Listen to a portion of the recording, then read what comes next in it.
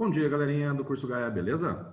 Professor Afonso com vocês mais uma vez, estamos juntos aí para a gente falar hoje da aula 27 de Física A. Então, pega a tua apostila, Física A, aula 27, e vamos ver do que se trata a aula de hoje. Então, a aula de hoje vai falar sobre uma coisa chamada Teorema do impulso. Mas o que é o impulso? Lembra da aula passada? Impulso de um corpo é quando uma força atua sobre um corpo durante um intervalo de tempo. Então, hoje a gente vai relacionar esse cara com outras coisas, com outras grandezas, para ver como que funciona. Então, vamos começar falando aqui, ó, da nossa amiguinha força. O que acontece? Lá da segunda lei de Newton, a gente lembra que força resultante é massa vezes aceleração. Lembrando, força resultante, não quer dizer que seja só ela, você pode ter várias forças envolvidas, mas aqui eu estou falando da resultante, massa vezes aceleração. Bom, a aceleração, lá do comecinho do ano, antes dessa loucurada toda de quarentena, a gente lembra que é o quê? Variação de velocidade por tempo. Bom, vamos seguindo, abrindo aqui a coisa. Por quê? Se o impulso é força resultante por tempo, então tá aqui meu amiguinho impulso, e quando eu abri a força, eu coloquei massa vezes ΔV por tempo, esse ΔV mata esse ΔV, sobra massa vezes ΔV. Bora para frente. ΔV o que é? Velocidade final menos a inicial. Se eu fizer uma distributiva, regra do chuveirinho aqui, o que eu vou achar? Que o impulso, tá? O I vai ser mv final menos mv inicial. Só que, pera lá, quem que é massa vezes velocidade? Para você que não lembra, quantidade de movimento. Massa vezes velocidade. Então, massa vezes velocidade final é a quantidade de movimento final. Massa vezes velocidade inicial é a quantidade de movimento inicial. Então, meu impulso vai ser quantidade de movimento final menos quantidade de movimento inicial, que é o que você tem aqui. Delta Q, ou variação da quantidade de movimento. Tá? Isso aqui é o que a gente chama de teorema do impulso, ou TI. Então, vamos lá, para saber o impulso, né, que uma força aplica sobre um corpo, a gente tem que entender que ele vai ter uma variação da quantidade de movimento, ou seja, você vai variar a velocidade, já que a massa não dá para fazer. Então, essa grandeza, né, quantidade de movimento, ela é vetorial, então a quantidade de movimento Q, ela é vetorial, mas eu posso usar ela para calcular energia, e lembra que energia é escalar. Como a quantidade de movimento é vetorial, o que vai acontecer? Vamos lá. Primeiro exemplo aqui, direto. Uma caixa cúbica de 25 kg de massa move-se com velocidade 0,7 metros por segundo. Ela é impulsionada por uma força resultante, constante de intensidade 20 newtons durante 5 segundos. Qual vai ser a velocidade final, ou seja, o V atingido por esse cara? Aqui, a gente pode fazer direto da seguinte maneira. A gente calcula a aceleração já, né, dentro da velocidade e vamos direto para o teorema do impulso. Então, impulso, força vezes intervalo de tempo. 20 newtons vezes 5 segundos, 100 newtons por segundo. Agora que eu já estou com o impulso na mão, eu aplico o teorema dele, que vai ser o quê? Massa vezes variação de velocidade. Então, o impulso que é 100 que eu acabei de calcular aqui anteriormente, massa 25, velocidade final que eu quero, e a velocidade inicial que é 0,7. Você vai fazer uma distributiva aqui, vai ficar 25V, menos alguma coisinha, que vai passar somando. O que interessa é que no final a gente tem 4,7 metros por segundo. Bem tranquilo, bem de boa. Normalmente é assim. Agora, essa 2 aqui ela é muito importante porque a gente vai trabalhar com a parte vetorial aqui do cara também. Então, olha só. Uma partícula elétrica de 0,05 kg podia ser também a força elétrica, mas ele deu a massa para a gente, tá tudo bem. Está com velocidade inicial horizontal e para a direita. Lembra, velocidade vetorial, aqui ele está considerando direção e sentido, de 80 metros por segundo. Tá aqui, ó, essa observaçãozinha aqui, ó, tchum, que ele colocou.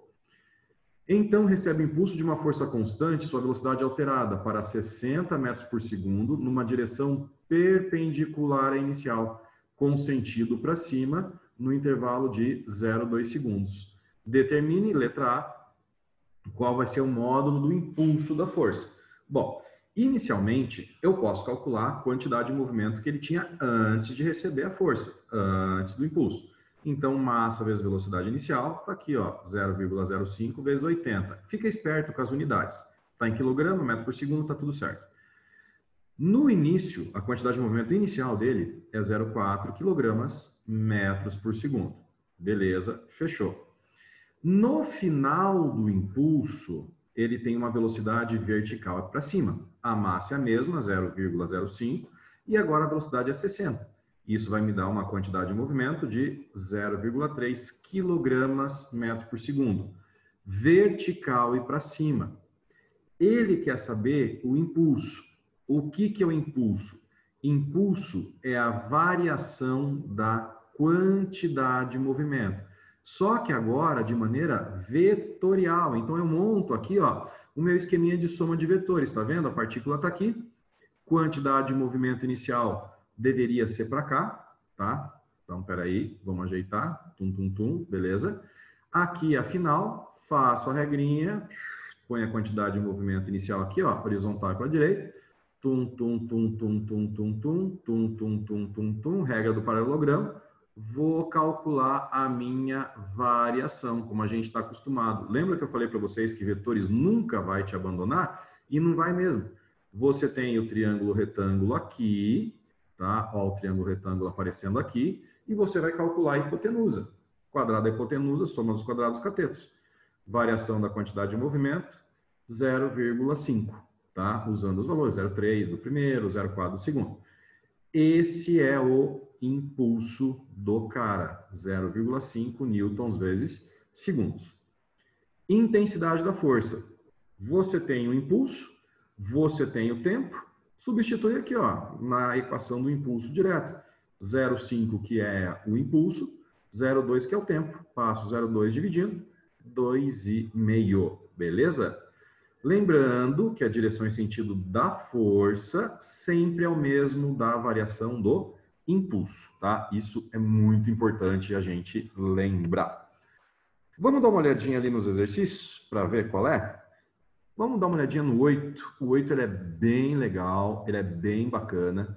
Da UDESC fala o seguinte: na segunda-feira, 12 de julho de 2000, as páginas esportivas dos jornais nacionais eram dedicadas ao tenista catarinense Gustavo Kirten, o Guga, pela sua brilhante vitória e conquista do título de bicampeão do torneio de Roland Garros.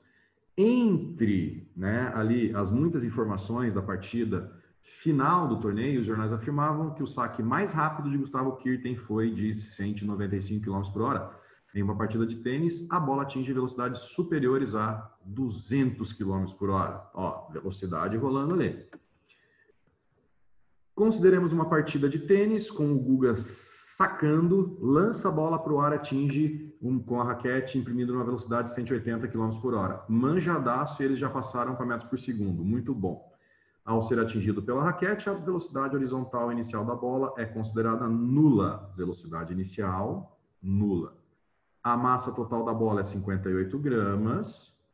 58 vezes 10 na menos 3 quilogramas, tá? E seu tempo de contato com a raquete é 0,01. Então, intervalo de tempo. Determine as proposições. Esse tipo de questão, ele é interessante a gente fazer da seguinte maneira. Primeiro calcula, tá? O que você vai precisar, o que você vai fazer. Então, o que a gente sabe? Vou fazer aqui do ladinho, tá? Impulso é igual força vezes ΔT. Força vezes intervalo de tempo. Mais força também eu posso calcular, né, como massa vezes aceleração. A impulso eu posso fazer, na verdade, né, da seguinte maneira. Impulso é igual a massa vezes variação de velocidade. Na teorema do impulso, variação da quantidade de movimento. Vamos abrir os caras aqui, vamos ver o que acontece. Impulso é igual. Massa do cara, 0,058, tá? Vezes. Aqui eu tenho a variação de velocidade que vai de 0 para 50, então 50 sobre o tempo. Eu estou fazendo massa vezes aceleração, tá? Ah, o tempo ele me deu aqui, ó, 0,01 segundo. Esse é o tempo, tá?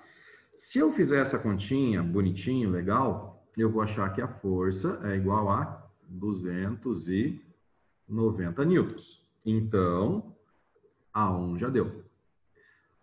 2. A força média exercida pela bola sobre a raquete é igual àquela exercida pela raquete sobre a bola. Ação e reação. Sim, certinho. Show de bola. 4.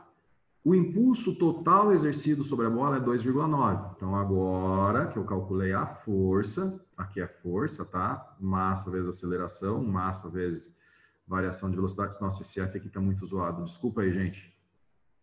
Nossa, rabiscar tudo. Isso aqui é um F. Isso daqui é a força, tá? Agora eu vou calcular o impulso. O que é o impulso? Impulso é força vezes ΔT. Impulso é igual a força, eu calculei aqui em cima, 290 vezes o ΔT. Quem que é o ΔT? 0,01. Então, com isso, eu acho que o impulso é igual a 2,9. 2,9, certinho. A 8 fala que o impulso é igual à variação da quantidade de movimento, verdade. 16, mesmo considerando o ruído da colisão, as pequenas deformações permanentes da bola da raquete, o aquecimento de ambas, a conservação de energia mecânica. Não, porque a resultante ali durante a colisão é nula, mas depois altera. O impulso exercido pela raquete sobre a bola é maior do que aquele exercido pela bola sobre a raquete. Não, o impulso é igual das duas, porque o movimento se mantém. E é isso aí, pessoas. Espero que esteja tudo certinho. Qualquer coisa, dá um grito lá nos atendimentos. Tamo junto, tá? Deixa eu só parar de gravar aqui, porque eu sempre me bato nesse negócio, ó. Estão vendo que eu não consigo, né? Então,